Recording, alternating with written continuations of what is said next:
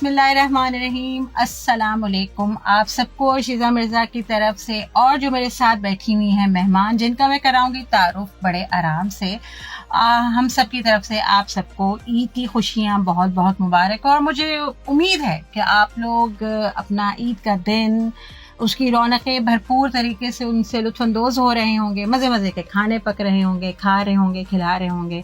बहरहाल दुआ यही है अल्लाह ताला इसी तरह खुशियों के साथ हमें रखे। और एक हमेशा जो मैं बात कहती हूँ हर ईद के मौके पे, कि उन लोगों को ज़रूर याद रखें जिनकी खुशियों में थोड़ा अधूरापन है, उनकी खुशियों को पूरा करने की ज़रूर कोशिश करें। तो जी, ईद हम भी आपके साथ मना रहे हैं और इसी हवाले से हमने सोचा कि क्यों ना आज मैं आपकी मुलाकात करवाऊं अपने इस ईद के शो में। एक बहुत खूबसूरत सी हमारी बहुत प्यारी सी एक गेस्ट हैं और खुशी मुझे इस बात की है, जिसको मैं हमेशा अपने शोज़ में भी एक चीज़ को अप्रिशिएट करती हूँ कि नए लोग, नया टैलेंट और ख़ास तौर पे ऐसे लोग जो अपनी सकाफ़त को लेके आगे बढ़ते हैं और उस अंदाज से अपने और अपने मुल्क का नाम जो है उसको रोशन करने की कोशिश करते हैं, तो वो लोग ज़रूर काबिल सत्ताइश हैं। और ऐसे मौके पे जब हम सब मिलके ईद मना रहे हों, तो क्यों ना हम आज खुशामदीद कहते हैं अपने प्रोग्राम में लारैब न्याजी खान जो और बड़ी खूबसूरत लारैब हमारे, और बहुत ही स्वीट इनकी पर्सनालिटी। बड़ा अच्छा मेरा इनसे एक मुख्तसर सा इंटरेक्शन रहा, लेकिन बहुत अच्छा रहा। लारैब, सबसे पहले तो ईद मुबारक। आपको भी बहुत बहुत ईद मुबारक। और मुझे यहाँ मदऊ करने का आपका बहुत बहुत शुक्रिया कि आपने हमें इस काबिल समझा। बड़ी नवाजिश कि आपको भी बहुत बहुत ईद मुबारक। बिल्कुल। और बड़ी बात होती है कि जब इस गहमा गहमी के मौके पर कोई अपना इतना वक्त निकाल के अपना एक सारी बात, एक सबका एक बिजी स्केड्यूल होता है, उससे हमारे लिए टाइम निकालना बहरहाल लारैब की बहुत बड़ी बात है। लारैब, कैसी गुजर रही है ईद आपकी? ईद माशाल्लाह बहुत अच्छी गुजर रही है। अब आपके साथ भी बहुत अच्छी गुजर रही है, बहुत मज़ा आ रहा है। एक अच्छा एक्सपीरियंस है यहाँ पे हमारे रेडियो पे। तो क्या सबसे पहले तो मैं लारैब के हवाले से जानने से पहले तो मैं यही पहले जानना चाहूँगी कि लारैब ईद कैसे गुजारती हैं, कैसे मनाती हैं, क्या स्पेशल डिशेस होती हैं जो आपके यहाँ पकती हैं, फरमाइशें होती हैं? जी बिल्कुल। ईद हम अपने घर में गुजारते हैं, यानी अपने गांव में हम जाते हैं। हमारा गांव मियाँ वाली है, तो अपने गांव हम जाते हैं पंजाब में। वहाँ पे अपने सब रिश्तेदारों के साथ ईद मनाते हैं। तो सुबह सवेरे जब हम उठते हैं तो अपने सब मर्द हज़रात बच्चों को ईद की नमाज के लिए रवाना करते हैं। फिर खुद कभी रात को मीठे में बना के रख लेते हैं फ्रिज में, या सुबह सवेरे जल्दी जल्दी बना लेते हैं। तो मीठा तैयार करते हैं, मीठे की टेबल सजा देते हैं। जब मीठे की टेबल सज जाती है, फिर जैसे नमाज पढ़ के सब वापस आते हैं, तो जल्दी होती है कि जल्दी जल्दी से वो ज़िबा करना है, ये सारा सीन बनाना है, कसाई, ये सारा कुछ। तो वो खड़े खड़े ही सब जो है कपड़े चेंज करते हैं। ईद नमाज के लिए अलग कपड़े, अब ज़िबा करने के लिए सब ट्राउजर शर्ट्स पहनते हैं। तो फौरन भी मीठा वहीं खड़े खड़े खा रहे होते हैं। वो सीन में ना आपको डिस्क्राइब कर रही हूँ। बिल्कुल। तो खड़े खड़े सब मीठा वहाँ चखते हैं। उसके बाद सब अपने जो हमारी कुर्बानी का एक फरीज़ा है, उसको अंजाम देने के लिए हम लोग सब बिजी हो जाते हैं। फिर और बाकी हमारा ख़वातीन का तो ये है कि उस टाइम तो हम कपड़े चेंज ही नहीं करते। हम करते हैं कि चलें भाई, जब गोश्त कट जाएगा, बच जाएगा, उसके बाद जब हम फारिग हो जाएंगे सब कामों से, तो खाना बना के फिर हम कपड़े चेंज करते हैं। 2-3 बज जाते हैं उस टाइम तक। बिल्कुल ऐसे ही होता है। और ख़वातीन के तो मैं तो कहती हूँ, भले ये वाली ईद हो, भले मीठी ईद हो, लेकिन वो इन कामों से फारिग होकर ही अपनी तैयारी की तरफ बढ़ती हैं। अरे ऐसा क्या कोई खास चीज़ पकती है जिसकी फरमाइश होती है ईद पे? अच्छा, हमारी जो इलाका है, हर इलाके की अपनी होती है। हमारे यही तो आप कराची में ही है ना अभी? जी जी। इधर की मैं बात करूँ तो यहाँ पे हमारे घर में सवैयाँ तो बनती हैं। अच्छा, हाँ, ठीक है। उसके बाद जो है खीर मुझे पसंद है, तो वो शुरू से मेरे घर में खीर बनती है। अच्छा। क्योंकि मैं खीर थोड़ा अच्छा बना लेती हूँ, मुझे लगता है कि लोग पसंद करते हैं। अच्छा। तो खीर मैं लाजमी बनाती हूँ। और सवैयाँ इसलिए कि ईद पे सवैयों का एक होता है ट्रेंड कि सवैयाँ लाजमी बनती है मीठी। जी, तो खीर मैं लाजमी बनाती हूँ। अच्छा। खीर। और अगर हमारे आबाई गांव की बात करें तो वहाँ हलवा लाजमी बनता है, गुड़ का हलवा। अच्छा, वो मतलब सूजी में गुड़? जी जी। जैसे नॉर्मल हलवा बनता है तो वो नॉर्मल हमारे तरीके से नहीं बनता, एक डिफरेंट काइंड का बनता है। उसमें सूजी को भिगो के रखा जाता है ओवरनाइट के लिए। अच्छा। और उसके बाद जो है देसी घी का भी उसमें इस्तेमाल किया जाता है, ड्राई फ्रूट्स का भी इस्तेमाल किया जाता है, और चीनी नहीं ऐड की जाती, चीनी की जगह गुड़ को पीस के ऐड किया जाता है, और उसका कलर भी डार्क कलर का होता है, बहुत मजे का होता है। ये लारैब ना झटपट एक रेसिपी भी आप लोगों के लिए बता दी, एक नए मीठे की, नए तरह के मीठे की, और आई एम श्योर वो बहुत मजे का होता है। बहुत मजे का होता है।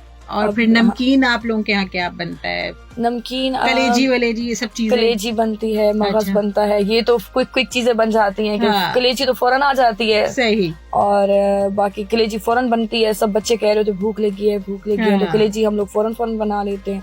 फिर उसके अलावा मगज बनता है, पुलाव लाजमी बनता है पहले दिन, और कढ़ाई और भूनते हैं गोश्त को। ये चीजें तो है जो हम बना के रख देते हैं ताकि गेस्ट जो आना जाना हो रहा है तो चले उनके लिए। सही। बहरहाल इस ईद की तो रौनक ही यही है कि आप गोश्त से शुरू होके गोश्त भी खत्म हो रही होती है, फिर बारबेक्यूज़ चलते हैं, और फिर वो इतना खत्म होने वाला सिलसिला। लारैब, क्या फर्क लगता है अभी की ईद में और बचपन की ईद में? बहुत ज्यादा फर्क लगता है। बहुत चीजें चेंज हो गई हैं with the passage of time. काफी तब्दीली आ चुकी है। मुझे ऐसा लगता है कि जब पहली ईदें हुआ करती थी तो बहुत क्लोज हुआ करते थे लोग। सही, बिल्कुल सही। अभी वो वाली जो एक टुगेदरनेस वो नहीं है मेरे ख्याल में। सही कह रही, खूबसूरत बात कही आपने कि वाकई अब शायद वो सादगी नहीं रही। बिल्कुल ऐसे कह सकते हैं। और मसरूफ लोग इतना हो गया है, हर किसी की अपनी जिंदगी में इतनी मसरूफियत हो गई है, किसी के पास किसी के लिए सीधी सी बात है टाइम नहीं। बस अपने बच्चे, अपना घर, और दैट्स इट। इवन लोग निगलेक्ट कर रहे होते हैं। लेकिन मैं ये जरूर कहना चाहूंगी कि जितने आप लोगों के लोग आपसे नाराज हैं या रूठे हुए हैं, एटलीस्ट ईद के टाइम उनको मना लें आप लोग। बिल्कुल पता नहीं अगली ईद पर हम लोग सब साथ हो ना हो। जितने रूठे लोग हैं आपके खानदान में हैं, बहन भाई हैं, कोई भाई नाराज है, बहन नाराज है, भाभी, बहू, सास, तो आप सब उनको मना लें इस ईद पे, और एक अच्छा सा दिन का आगाज। नहीं, बहुत बिल्कुल एक खूबसूरत लारैब ने बात कही कि जिंदगी का कोई भरोसा नहीं है, तो ये मौके ऐसे होते हैं कि एक दूसरे की गिले शिकवे मिटा के अगर गले लगा लिया जाए एक दूसरे को तो उससे बेहतर कुछ है। अच्छा, लारैब के हवाले से जो एक इनका बड़ा एक मखसूस जो इनका हवाला इनकी शख्सियत के हवाले से है कि लारैब सराइकी जो सिंगिंग है या हम एक लोक मौसीकी उसकी तरफ इनका बहुत ज़्यादा रुझान है। और एक मैं उस तरफ भी आऊँगी लारैब के शौक कैसे हुआ, लेकिन उससे पहले जो आम तौर पे एक सवाल जहनों में आता है कि आपका मियाँ वाली से ताल्लुक, कोई आपको रुकावट कभी अपने शौक को पूरा करने में महसूस या आई ऐसी? क्योंकि एक जनरल परसेप्शन होता है। आपने बिल्कुल बजा फरमाया, आपने बिल्कुल सही परसेप्शन समझाया।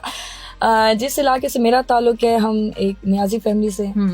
मेरे ख्याल में न्याजी फैमिली की मैं अभी पहली खातून हूँ। मेरे से पहले बहुत पहले की बात है, अताउल्लाह ईसा खैलवी साहब से भी पहले एक खातून थी, नाहिद न्याजी। अच्छा, सही। और उनके बाद जो है वो लारैब न्याजी, आप लोग सुन रहे हैं, न्याजी कबीले में से मैं उठ के आई हूँ। जहाँ तक बात की जाए न्याजी फैमिली में से सिंगिंग का ओरियन, तो थोड़ा सा मुश्किल है। इंसान को मुश्किल पेश आती है, लेकिन जब इंसान लोगों का प्यार मिलना शुरू हो जाता है, अपने ही इलाके के अपने ही हम ज़बान लोगों से मोहब्बत मिलने लग जाती है, बहुत बड़ी बात। तो वो इंसान को अप्रिशिएट करती, एक्नॉलेज करती है, तो फिर इंसान पीछे नहीं हटता। बिल्कुल सही। जब आप लोगों को रोकने वाले लोग कम हो जाए और अप्रिशिएट करने वाले लोग ज्यादा हो जाएं, तो फिर मेरे ख्याल में आप पीछे नहीं हट सकते हो। फिर तो आपकी एक जिसे कहते हैं जो आपका कॉन्फिडेंस है वही बूम हो जाता है। और मैं कहती हूँ फैमिली के साथ साथ जिस तरह आपने कहा कि आपके अपने इलाके के लोग जब वो सपोर्टिव हो जाए, तो फिर मेरा तो ख्याल है कि एक ऑटोमेटिकली आपके लिए एक पाथ बनता जाता है कि आप आगे बढ़ना शुरू। जी, मैं एक बात ऐड करना चाहूंगी कि जैसे कि खवातीन को अगर देखा जाए तो हर शोबे से मुंसलिक हैं, डॉक्टर्स हैं, बैंक्स में हैं, हॉस्पिटल्स में हैं, हर टीचिंग में हैं, अब जैसे हम रेडियो में हैं, यहाँ भी देख रहे हैं, ब्रॉडकास्ट में हैं, मीडिया, कम्युनिकेशन, हर फील्ड में खवातीन का एक रोल है। तो हमारे मियाँ वाली में भी, सराइकी बेल्ट में, न्याजी फैमिलीज में भी हमारी माशाल्लाह से डॉक्टर्स भी हैं, टीचर्स भी हैं, उलमा में भी हैं, तमाम फील्ड्स में हैं। लेकिन एक सराइकी को सिंगिंग में थोड़ा सा इसको थोड़ा सा बैक फुट पे रखा जाता था। तो मेरे ख्याल में जब टैलेंट इंसान में हो और मेरे में एक जस्तजू थी कि मैं अपने ही जुबान को लेके आगे चलूं। मैं चाहती तो मैं कर सकती थी।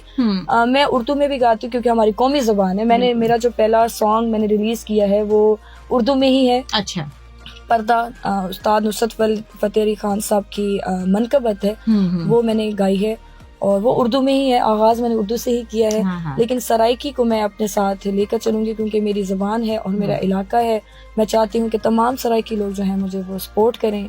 और बिल्कुल जी, ना सिर्फ सराइकी लोग, मैं कहती हूँ कि हम बड़े खुशकिस्मत हैं और मैं अपने प्रोग्राम में भी ये अक्सर अमूमन ये बात करती हूँ कि अल्लाह ताला ने पाकिस्तान को हर तरह के, जिसे कहते हैं ना लालो गौहर, उससे नवाजा है। हर रंग है और हर रंग इतना खूबसूरत है। और सराइकी ज़बान की अगर हमारे से बात करें, उसकी मिठास, और फिर हमें हज़रत गुलाम फरीद साहब की शायरी और बड़े बड़े जो सूफ़ी बुज़ुर्ग, जहाँ मैं उनकी बात करूँगी, उनकी शायरी हमें नज़र आती है। तो उस ज़बान की मिठास और ये सोच रखना कि जी उसको लेके हम आगे चलेंगे, तो मेरा तो ख्याल है कि इससे बेहतर और कुछ हो नहीं सकता। किस उम्र से आपको लगा कि क्या एज थी आपकी कि जब आप मैं बहुत छोटी सी थी, स्कूल कॉलेज से ही मैंने स्टार्ट कर ली थी। अच्छा। मैं नाते पढ़ा करती थी। अच्छा। जब क्लास में एक एक्टिविटी का हमारा पीरियड हुआ करता था, सही, तो हमारी टीचर पूछा करती थी कि किसकी आवाज अच्छी है। हाँ। तो मैं खुद तो हाथ नहीं खड़ा करती थी, मेरी फ्रेंड्स कहती थी मैडम ला रहे। अच्छा। तो तब मैं करती थी, जाके नात पढ़ा करती थी या मिली सॉन्ग से। हमारी बहुत अच्छी टीचर थी, मैं आज भी उनका नाम जिक्र करूंगी। हमारी कॉलेज के अंदर मैडम नीलोफर थी। वो उन्होंने मुझे बड़ा साथ दिया। वो मुझे हर फंक्शन में, कॉलेज की जितने भी 14 अगस्त की सेरेमनी हो रही है, सितंबर की हो रही है, डिफेंस डे हो रहा है, जो हो रहा है, तो वहाँ पे वो मुझे लिया करती थी कि लारे आपने ना मिली सॉन्ग गाना है, मिली तराना गाना है। तो वो एक चीज थी कि मुझे वहाँ से बूस्ट भी मिला, मुझे हेल्प भी मिली, मुझे सीखना भी मिला कि मैं गा भी सकती हूँ। सही।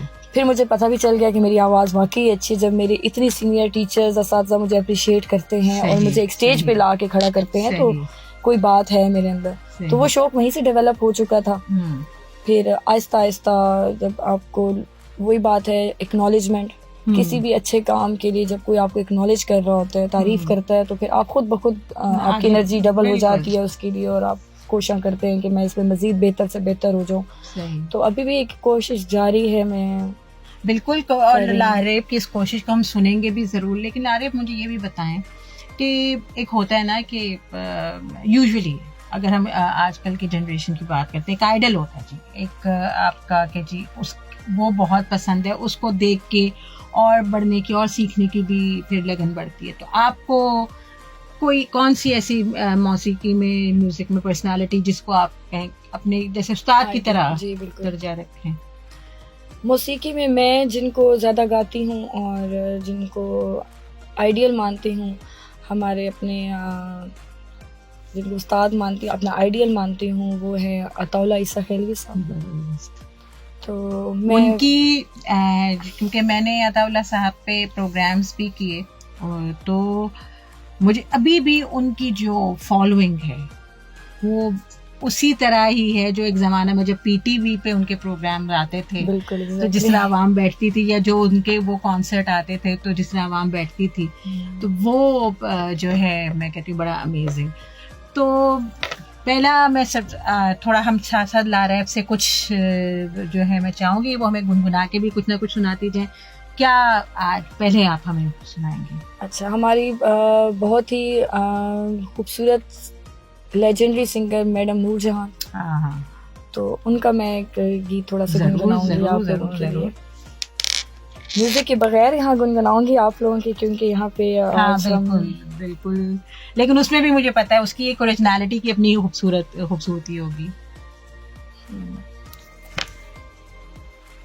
सानू नेर वाले पुल ते बुला के, सानू नेर वाले पुल ते बुला के, ते गोरे माही किथे रह गया, साडी अखां विच नींदरां उड़ा के, साडी अखां विच नींदरां उड़ा के, ते गोरे माही किथे रह गया। उठदा तू बटा मेरा मले मले दा, दिल उते जोर चना नहीं चलदा, उठता दुपट्टा मेरा मल मलदा, दिल उत्ते जोर चना नहीं चलदा। आवेंगा मनावांगी मैं हथ जोड़ के, माही वे तू गुस्सा कीता केड़ी गल दा। साडी अखां विचों नींदरां उड़ा के, साडी अखां विचों नींदरां उड़ा के, ते गोरे माही किथे रह गया, सानू नहर वाले पुल ते बुला के, सानू नहर वाले पुल ते बुला के, ते गोरे माही किथे रह गया। वाह वाह वाह, थैंक यू सो मच। वाह। और खूबसूरती, एक तो मलका तरन्नुम की, खैर उनकी तो क्या ही बात कहें, लेकिन वाकई एक आपकी आवाज़ में वो मिठास और सादगी जो है वो बहुत खूबसूरत, बहुत अच्छा लगा, बहुत अच्छा लगा। Thank you. तो अच्छा लारा, अभी आजकल अगर म्यूजिक के हवाले से क्या मसरूफियत है आपकी? म्यूजिक के हवाले से मैं कुछ गीत रिकॉर्ड कर रही हूँ। अच्छा। काम प्रोजेक्ट चल रहे हैं मेरे। अच्छा। इन कमिंग मंथ्स हमारे कुछ मेरे गीत आ जाएंगे मार्केट में। अच्छा। अभी मैंने कुछ एल्बम किए हुए हैं जिनके ऊपर वर्किंग चल रही है, उनके वीडियोस आ रहे हैं। सही। तो आहिस्ता आहिस्ता मैं ये बहुत जल्द इंशाल्लाह आपका ये भी एक नया फेज शुरू हो जाएगा। जी बिल्कुल। लारेब जो है वो मैरिड हैं, हस्बैंड की सपोर्ट भी इस हवाले से भरपूर? जी जी बिल्कुल, मैं ये चीज़ बहुत सराहूंगी कि एक न्याजी फैमिली के होने से, मेरे हस्बैंड भी न्याजी हैं तो अच्छा। हम भी न्याजी हैं, उन्होंने मुझे बहुत भरपूर सपोर्ट दी। मैं कहती हूँ कि ऐसे हस्बैंड लाखों में एक होते हैं जो वाइफ को शोबिस की फील्ड में या गायकी की फील्ड में इतना सपोर्ट करें। उनकी सपोर्ट है तो मैं आज यहाँ पर बैठी हूँ और मैं अपने फील्ड में काम कर रही हूँ। बेशक। उन्होंने माशाल्लाह से मुझे बहुत सपोर्ट किया है, मैं उनका बहुत थैंक यू बोलूँगी। अपनी पूरी फैमिली को, मेरे इन-लॉज हैं, मेरे मदर है, फादर हैं, मेरे पूरी फैमिली ने मुझे बहुत सपोर्ट किया है। मैं कहूँगी कि मैं जो भी हूँ, अभी जो काम कर रही हूँ, उनकी हेल्प से ही कर रही हूँ। और हकीकतन अगर घर वालों की, आपकी फैमिली की, इमीडिएट फैमिली की, और सबसे बढ़कर अगर हस्बैंड आपके सपोर्टिव हैं, तो हकीकतन ना ये यहाँ पे हो ना मैं यहाँ पे बैठी हुई हूँ, क्योंकि ये हमारी फैमिली ही की सपोर्ट होती है जो हमें इस तरह आगे बढ़ाती है। नारिब, थोड़ा अगर मैं दोबारा ईद की उस पे आऊँ, क्या आप महसूस करती हैं कि एक तो हमें ओवरऑल लगता है कि जो ईद की वो सादगी जो हम मिस करते हैं, लेकिन अगर अब थोड़ा सा जिस तरह वक्त जिस तरह चल रहा है, लोग जिस तरफ जा रहे हैं, क्या आप कहना चाहेंगे उस हवाले से कि अब इस वक्त जितना इतना ये सरासमीगी का दौर है, एक हलचल सी है, क्या पॉजिटिविटी आप कुछ अपनी बातों से कहना चाहेंगी? ईद, क्योंकि जब ईद आती है तो हर बंदे के दिल में होता है कि चलो एक खुशी का त्यौहार आ रहा है, तो इसको एक खुशी के त्यौहार को डबल ही किया जाए ताकि इसको एक यादगार, ईद का माहौल ऐसा होता है कि यादें रह जाती हैं। बिल्कुल। बहुत लोग ईद, इतनी मसरूफ जिंदगी है, लोग अपने कामों में, बच्चों में, जॉब्स में, पढ़ाई में बच्चे मसरूफ हैं, तो किसी को किसी का टाइम नहीं मिल रहा होता। लेकिन ईद का दिन वाहिद ऐसा दिन होता है कि सब लोग कहीं ना कहीं से टाइम निकाल के, माएँ बच्चों को कहती है चले जी नानी अम्मा के घर जाना है, दादी अम्मा के घर जाना है, खाला के घर जाना है, तो कहीं ना कहीं से टाइम निकाल ही लिया जाता है। और ये बहुत अच्छी बात है हमारे, मैं कहती हूँ कि ईद के त्यौहार पे हम किसी न किसी तरीके से सुनते हैं कि आज मामू के घर दावत है, तो सारे वहाँ पे इकट्ठे होंगे। फिर ईद के पहले दिन दावतें खत्म होंगी तो दोपहर का खाना एक किसी के घर में होगा, तो शाम का दूसरे घर होगा, फिर ईद का दूसरा डे है तो फिर अगर आप मैरिड हैं तो ससुराल वालों का भी टाइम होता है, फिर अगर आपके दोस्त अहबाब हैं, आपने उनके साथ भी अपनी ईद गुजारनी है, तो फिर ईद के 3 दिन मेरे ख्याल में कम पड़ जाते हैं हमें। सही बात है कि किस किस को हम टाइम दें। माशाल्लाह से फैमिलीज बड़ी बड़ी होती हैं, तो ईद पे सब माशाल्लाह चाह रहे होते हैं कि सब इकट्ठे मिल बैठ जाएं और अच्छी अच्छी डिशेस कुक करके खाएं पिएं और अच्छा एक टाइम स्पेंड करें। बिल्कुल ऐसे ही है, ईद का रंग और ईद की खुशियाँ इसी से ही वाबस्ता है। अच्छा लारेब, आपकी है, अब मैं चाहूंगी कि अपनी खूबसूरत सी जो सराइकी आपकी ज़बान है उसमें भी कुछ जरूर हमें जी बिल्कुल जरूर मैं सुनाती हूँ आपको। एक हमारा गीत है जो मुझे बहुत पसंद है, मैं अक्सर गाती हूँ, तो मैं वो आप लोगों को जरूर। बिल्कुल। हमारे बहुत ही सीनियर शायर हैं अफजल आजिज साहब, उनका लिखा हुआ गीत है। और पहले शफाउल्लाह रोकती साहब ने गाया है, मैं जरूर।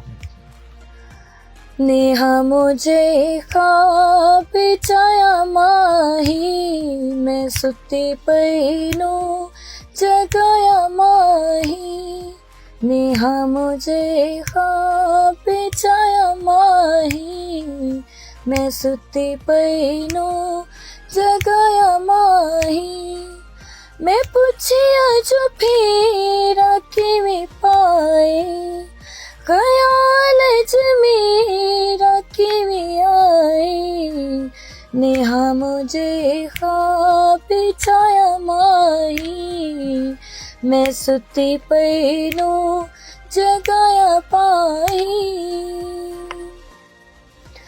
हो मैं अखी मलिया ते उठी भज के मैं मुंह बोछड़ दे विच कज के इशारियां विच बुझाया माही मैं सुती पैनो जगाया माही नेहा मुझे ख्वाब बिछाया माही मैं सुती पैनो जगाया माही। वाह वाह वाह वाह वाह वाह, मजा आ गया लारे, बहुत शुक्रिया आपका। अच्छा, इतनी एक जो कॉम्पोजिशन है वो भी इतनी मीठी, और माशाल्लाह मैं बार बार एक बात कह रही हूँ कि बड़ी मीठी आपकी अल्लाह ताला ने आपको आवाज़ दी है। बहुत शुक्रिया। जो आप सराइकी, अगर हम जैसे एक म्यूजिक इंडस्ट्री के हवाले से हम बात करते हैं, तो सराइकी म्यूजिक को अब आप क्या देखती हैं कि पाकिस्तान में उसको उस तरह प्रमोट किया जाता है या नहीं, या आप इस हवाले से क्या कहना चाहेंगे? जी जी, मैं तो ये कहूँगी कि सराइकी को बहुत प्रमोट किया जा रहा है और बहुत पसंद किया जा रहा है। बिल्कुल। हमारे तमाम सूबों से ताल्लुक रखने वाले लोग सराइकी को बहुत पसंद करते हैं, चाहे वो पख्तून है, चाहे वो सिंधी हैं, चाहे वो पंजाबी हैं, चाहे वो बलोची हैं। हर घर में मैंने जरूर सुना है कि हमारे सराइकी म्यूजिक बज रहा होता है। बिल्कुल। और सराइकी गाने में सुनती हूँ तो बड़ी खुशी होती है मुझे कि चलें भई हमारा सराइकी कल्चर डेवलप्ड है। कहते हैं ना फुट टैपिंग सॉन्ग होते हैं, एक बड़ा उनका एक डिफरेंट रिदम होता है। हाँ, वो हमारी सराइकी जुबान में बोलते हैं तोल चढ़ जाना है। अच्छा। वो गाना जैसे लगता है और थोड़ा सा भी जैसे ही वो गाने के रिदम बजता है तो अगले को तोल आ जाता है और उठ जाता है। सही बात, ऐसे ही है, ऐसे ही। और अगर हम जैसे अताउल्लाह साहब की अभी हम बात कर रहे थे, तो उनके वो जो कमीज तेरी काली को आप आज भी सुने, हाँ, या वो बेबोल सामल को आप आज भी सुने, तो आप उसी तरह उसमें झूम उठते हैं। तो ये तो हकीकतन एक बिल्कुल सही बात है। तो आप मतलब गवर्नमेंट को इस हवाले से अगर आप कोई मैसेज देना चाहें कि सराइकी म्यूजिक को मजीद आपको लगता है कि इसको मजीद अभी प्रमोशन की हमारे मीडिया में या उस पर जरूरत है? जी हाँ, मैं एक चीज कहूंगी कि जहाँ तक पंजाब है तो पंजाब में तो सराइकी के लिए चैनल्स भी हैं, प्लेटफॉर्म्स भी हैं, आर्टिस्ट को बड़े अच्छे प्लेटफॉर्म मिल जाते हैं, वो अपने आप को प्रमोट कर लेते हैं। लेकिन बाकी सूबों में एज सच शायद क्योंकि वो गैप आ जाता है, सराइकी बोली नहीं जाती यहाँ पर बहुत ज्यादा, मेजॉरिटी नहीं है, तो वो प्लेटफॉर्म नहीं मैसर होता। अब जैसे मैं कराची में हूँ तो मुझे थोड़ी सी मुश्किल पेश आती है, अगर मुझे रिकॉर्डिंग भी करानी पड़ती है तो आई प्रेफर कि लाहौर और इस्लामाबाद, वहाँ पे स्टूडियोज और ये चीजें मौजूद है, बजाय इसके अब जैसे कराची है, सिंध है, बलूचिस्तान है, क्वेटा, इन एरियाज में डेवलप करने की जरूरत है। हमारे तौर पे आपका मतलब यही आप ये कहना चाह रही है कि वो प्लेटफॉर्म हर जगह पे होना चाहिए क्योंकि हर जगह पे टैलेंट तो मौजूद है। बिल्कुल, टैलेंट तो हर जगह पे मौजूद है, किसी कोने से भी उभर सकता है, तो वहाँ पे जब प्लेटफॉर्म होगा तो फौरन से ही। बिल्कुल बिल्कुल। नहीं लारा, बहुत अच्छा लगा, बहुत मजा आया, और बड़ी मीठी आवाज के साथ आपने हमारे सामने को आई एम श्योर बिल्कुल वो भी मशहूर हुए होंगे, और इंशाल्लाह ये जो ईद की खुशियां हैं वो लारेब की इस मिठास से और उनकी जो एक अंदाज था उससे हकीकतन दुबाला हुई, और आप लोगों को ज़रूर भरपूर मज़ा आया होगा। बहरहाल एक दफ़ा फिर हम दोनों की तरफ से आप लोगों को बहुत बहुत ईद की खुशियाँ मुबारक हों। अपना बहुत सारा ख्याल रखें। लारेब न्याजी को और शिजा मिर्ज़ा को इजाज़त दीजिए। अल्लाह हाफ़िज़।